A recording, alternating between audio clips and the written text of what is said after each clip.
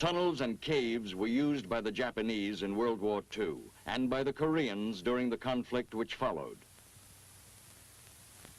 Once the line of battle had moved past them and the area in which they existed was secured by our troops, these subterranean fortifications were permanently neutralized as a part of the area consolidation. Today, however, a different type of warfare is being waged. Rarely are areas held long enough to be thoroughly cleaned out. Instead, the major actions of our combat troops consist of search and destroy operations. Intensive drives through enemy territory with the primary objective of finding and destroying his forces and then moving on.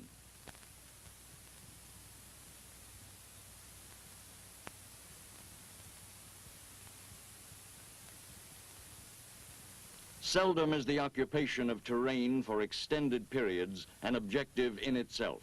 And in these situations, the enemy's use of earthen tunnels becomes increasingly serious. He can hide in them until our troops pass, then emerge and attack from the rear. In them, he can store supplies for future operations in the area. If the enemy leaves his tunnels deserted during a sweep operation, he will find shelter and operational facilities in them when he returns. And if they are intact, he can resume his guerrilla activities almost as though no interruption had taken place. Thus, it is obvious that to effectively strike the enemy and destroy his ability to wage war in guerrilla situations, his tunnel shelters must be demolished or denied him as they are encountered. This is a relatively new but important military concept, for tunnel use is included in the doctrine of various armed forces, particularly in the Orient. In the future, this doctrine may well be applied not only to guerrilla warfare, but to any type of conflict anywhere in the world. Therefore, an understanding of earthen tunnels and the means of destroying or neutralizing them is essential to today's soldier. Earthen tunnels may be dug or utilized in military operations wherever the tactical situation warrants, although they are practical only where large civilian labor forces are available for their construction.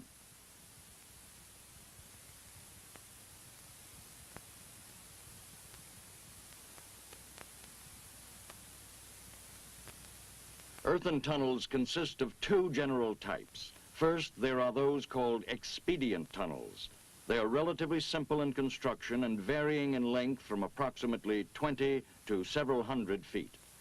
This type includes ambush, safe hide, riverbank, or escape tunnels. Such tunnels are not intended to provide permanent protection or shelter for their occupants. The second type is made up of several levels of tunnels called a complex, which is a series of rooms interconnected by many smaller tunnels.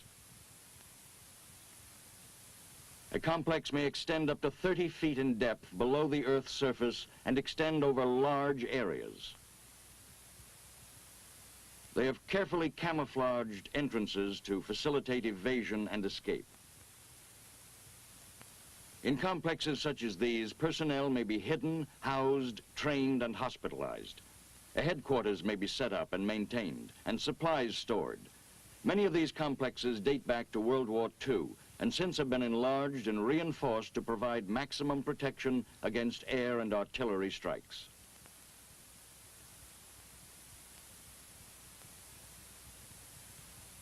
Such huge complexes are generally found away from populated centers. They are the most difficult to demolish, but can be destroyed if time, supplies, equipment, and personnel are available. When a tunnel entrance is discovered, the area around it must be examined for booby traps or mines. These are generally used by the enemy for protection or warning, and until this check has been completed, the tunnel should not be entered. Before entering a tunnel, recon personnel must have the equipment they need to do the job. A powerful flashlight in good condition and with fresh batteries, and a probe, such as a bayonet, is a must. So is a protective mask and a hand weapon. With the entrance area cleared, the next step is to perform a thorough reconnaissance of the tunnel to determine how recently it has been used and if enemy personnel are present. This reconnaissance is essential. Powerful weapons should be avoided, for if fired in a tunnel, their intense sound blast can cause deafness lasting as long as 30 minutes. And a tunnel and flushing team need all their senses in full working order at all times.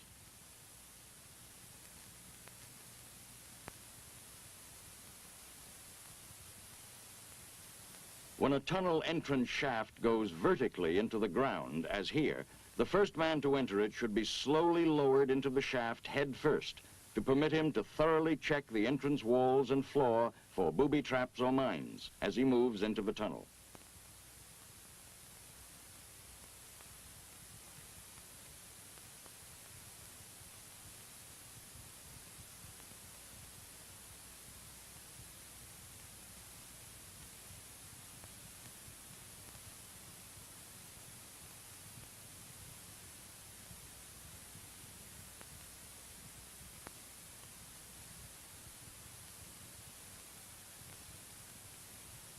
When the shaft is over 8 feet deep, the point man should be secured with a rope so that he can be quickly pulled to safety in case of emergency.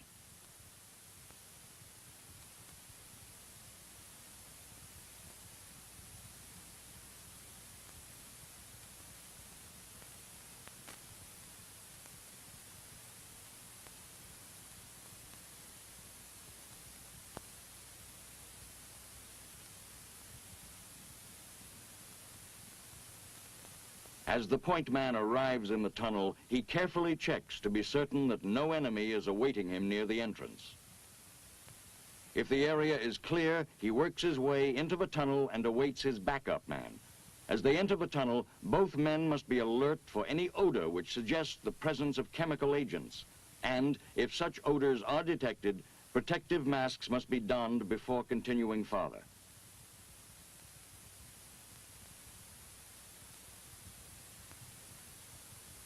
When both men are in the tunnel, they begin their reconnaissance, cautiously and carefully.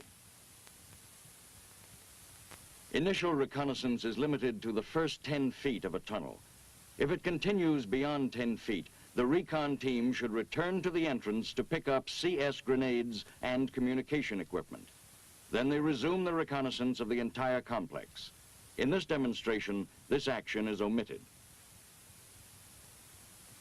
During tunnel reconnaissance, always assume that the enemy is somewhere in the tunnel. He probably is. And always assume that the tunnel is booby-trapped, particularly in the more elaborate complexes where the enemy has had ample time to install such traps.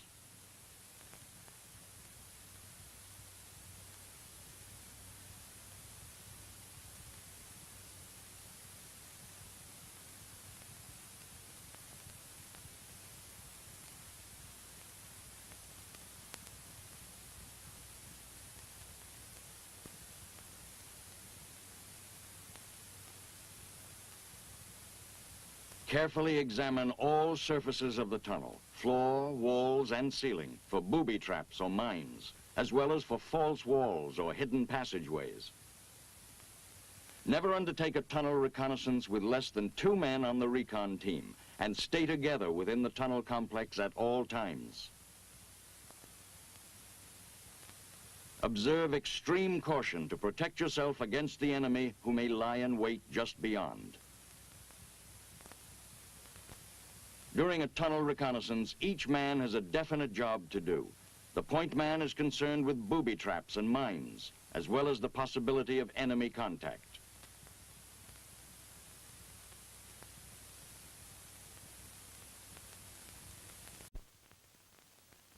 The backup man is alert for information of intelligence value. He also notes details of the tunnel construction and layout, and estimates the depth of soil which lies over the tunnel complex throughout its entire length. This soil is called overburden. When the tunnel has been thoroughly explored and its extent, size, depth, and contents have been determined, this information is carefully and completely noted.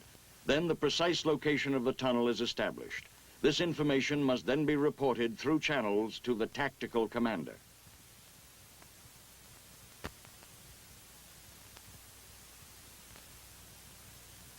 On the basis of factors which are inherent in the overall combat situation, the commander will decide whether the tunnel should be destroyed, otherwise denied to the enemy, or bypassed.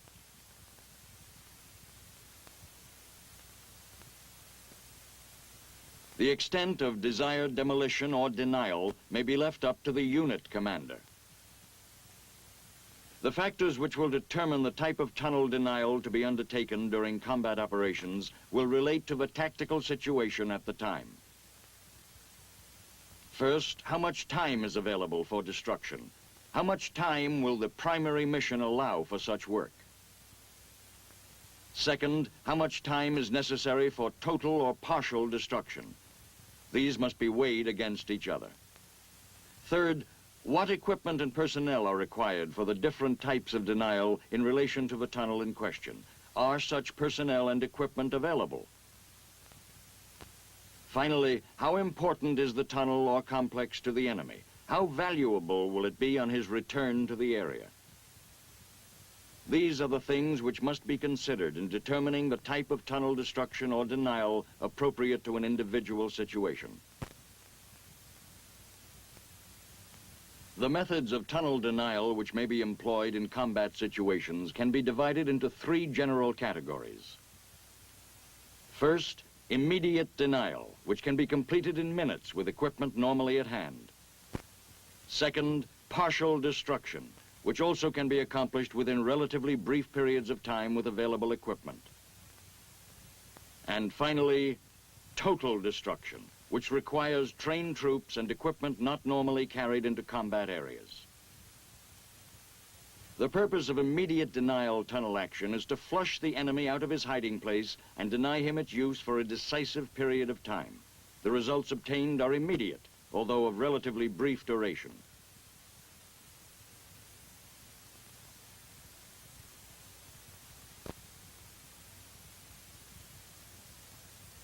To drive the enemy from the tunnel, CS is used in solution or powder form. When CS powder is used, the material is liberally sprinkled into the entrance. The tunnel is then sealed as tightly as possible, forcing the CS fumes to spread back into the underground passageways and drive the enemy out through other exits, since normally they have no protective masks available. The M106 chemical dispenser can be carried by one man and may be used to blow chemicals into a tunnel. After checking the area for enemy personnel and booby traps, a poncho or other suitable cover is placed over the tunnel entrance.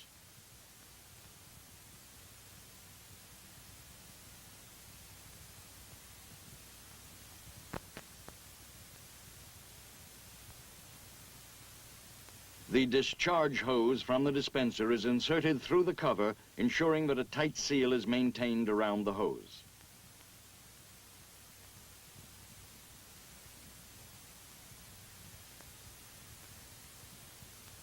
The outer edge of the poncho is sealed to prevent the chemical from escaping.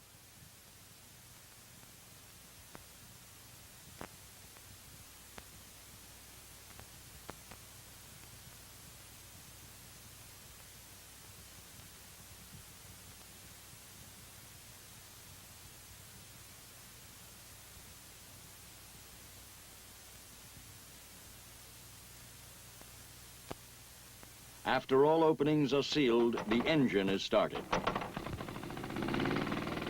The fan then forces the chemical throughout the tunnel. CS may also be introduced into tunnels by using CS grenades. As in all such denial efforts, the tunnel entrance should be tightly covered to prevent the escape of the CS fumes and force them back into the passageways. Partial destruction involves damaging the tunnel so that it will be immediately useless to the enemy and reusable only after considerable repair. Generally, concussion or fragmentation grenades are tossed into the tunnel or shaft entrance to collapse it. The destructive effect of these grenades will depend on the amount of overburden at the point of explosion. If the overburden is relatively light, the grenades may completely collapse the tunnel entrance or shaft and seal off the entryway. Even if complete collapse is not obtained, grenades will usually dislodge enough earth to effectively block the entrance. All entrances must be treated in this way to completely neutralize the tunnel complex.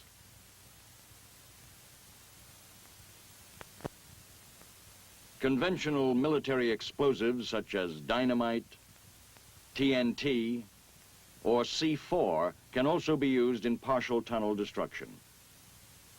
C4 is normally available under combat conditions in M37 demolition charge assembly kits.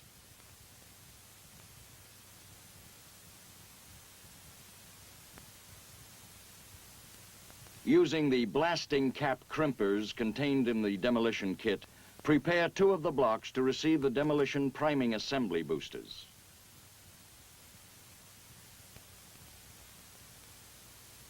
Two of these assemblies are contained in each kit. They consist of 5-foot lengths of detonating cord with a priming adapter and booster attached to each end. Place the boosters into 2 of the 8 blocks.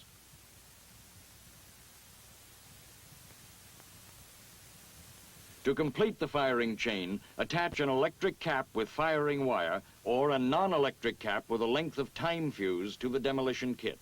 We will use a non-electric firing assembly. Cut a piece of time fuse of sufficient length to allow personnel to move back to a safe area.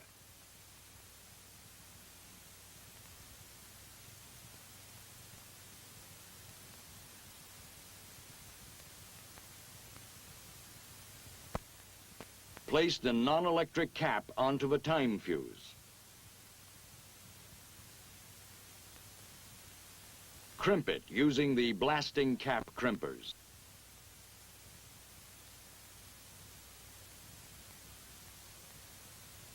Attach the blasting cap to the 5-foot length of detonating cord.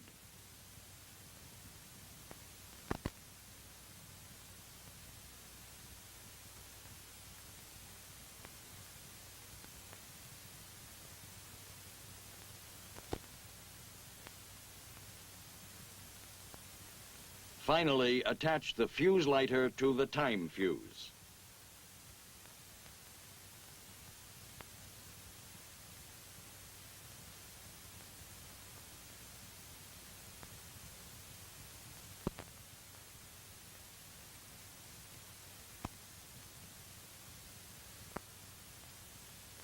When the explosive assembly has been completed, fire intensely into the tunnel entrance to drive back any enemy who may be waiting inside. Place the charge as deeply in the entrance as possible.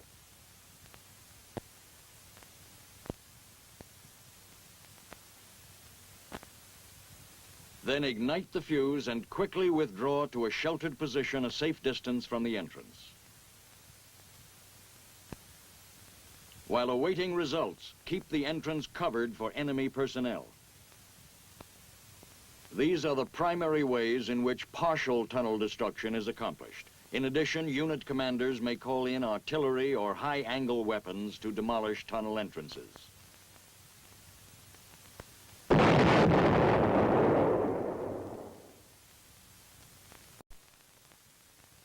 The total destruction of a tunnel is a job which should be handled only by specially trained troops, using equipment not normally carried in forward areas during combat operations.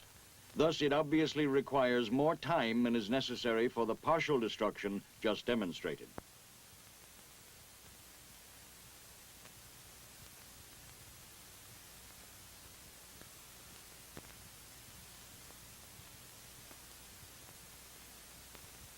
Once total destruction has been directed, the first step is to have another thorough reconnaissance of the complex made by the specially trained personnel assigned to the demolition.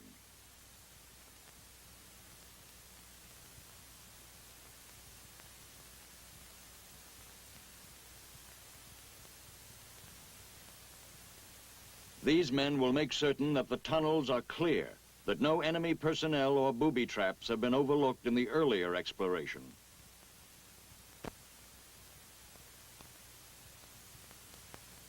They will precisely map the complex and carefully estimate the overburden throughout the entire system, making special allowances in their estimates where multi-level tunnels are involved. Based on the findings of this reconnaissance, the amount of explosive can be calculated and charge placement can be determined. Calculation is based on rule of thumb, which is developed through extensive experimentation and experience within the area of operation. It requires consideration of two factors: the amount of overburden and tunnel length. The rule of thumb requires that for overburden up to 10 feet, use 2 pounds of explosive per foot of tunnel length. Increase the amount of explosive 2 pounds for each additional 10 feet of overburden.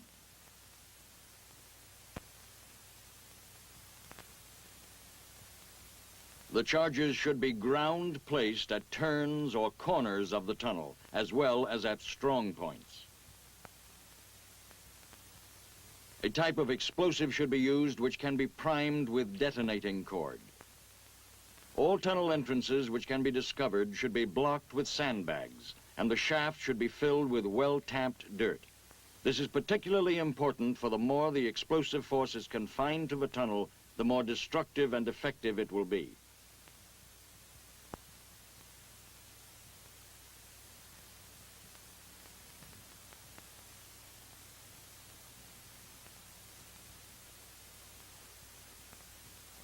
In tunnel destruction, explosives should be primed with det cord and then electric or non-electric means used to initiate the action.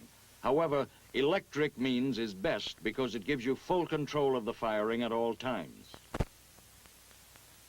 In certain situations, Bangalore torpedoes, shaped charges, cratering charges, or similar special purpose charges may be used in total tunnel destruction.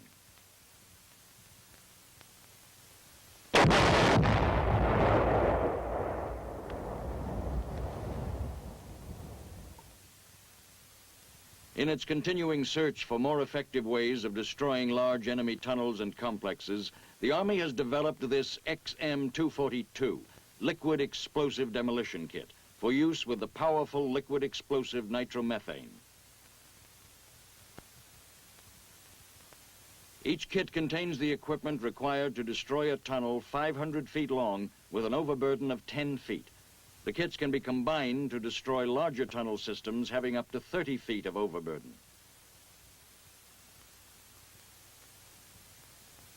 Each kit includes a portable gasoline engine-driven air compressor, 2 55-gallon drums of liquid explosive nitromethane, enough hoses to connect to the compressor, and 55-gallon drums.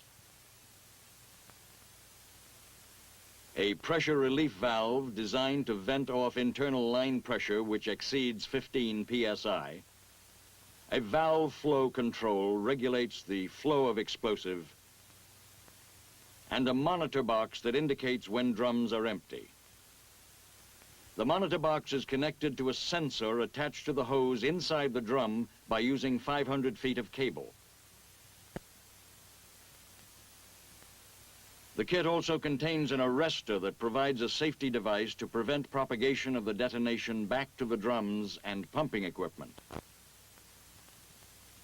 Tools and accessories for assembly. And finally, a drag pack containing 500 feet of lightweight, lay-flat plastic tubing. After the hose and generator are connected to the drums, this plastic tubing is paid out and must be tied off with a figure-8 knot. Overhand knots will not hold. The wire for the monitor and firing wire are paid out.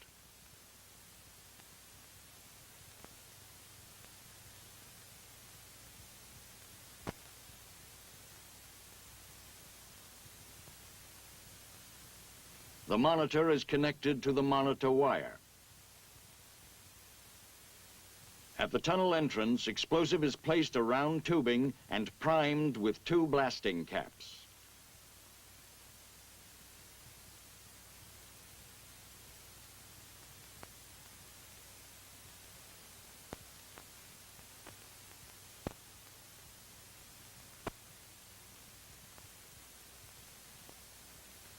Blasting cap wire is attached to the firing wire.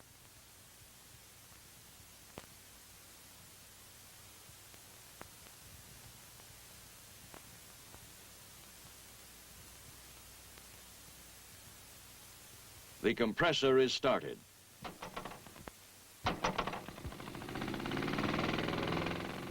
The safety valve is closed to start pumping the nitromethane into the plastic tubing. Be sure that nitromethane is flowing through the flow sensor module into the plastic tubing. Then move back to the firing point.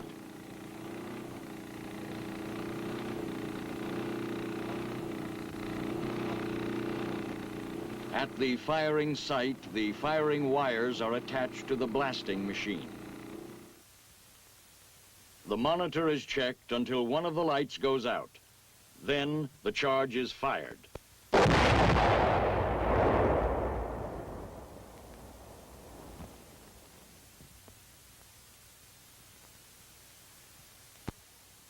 These, then, are the general principles of neutralizing or destroying enemy earthen tunnels in combat. Such installation should always be treated with respect and should be entered only with the utmost care and the proper equipment. Earthen tunnels discovered in combat situations should be thoroughly explored to determine their size, extent, and significance. Then the findings of the recon team, together with the tunnel's precise location, must be reported through channels to the overall tactical commander. He will determine and direct the appropriate disposition of the installation.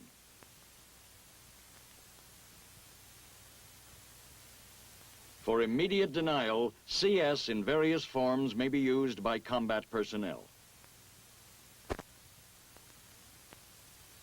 For this to be effective, all entrances to the tunnel must be tightly contained to keep the agent from escaping. Combat personnel can accomplish partial destruction of tunnels by collapsing entrances with concussion or fragmentation grenades, as well as available conventional military explosives. Combat troops can perform denial or partial tunnel destruction as a part of their normal mission. Total destruction of a tunnel requires trained personnel with specialized equipment. Whichever type of tunnel destruction is dictated by the tactical situation, it should be performed carefully and completely. Only in this way can the enemy's vital tunnels and complexes be denied him.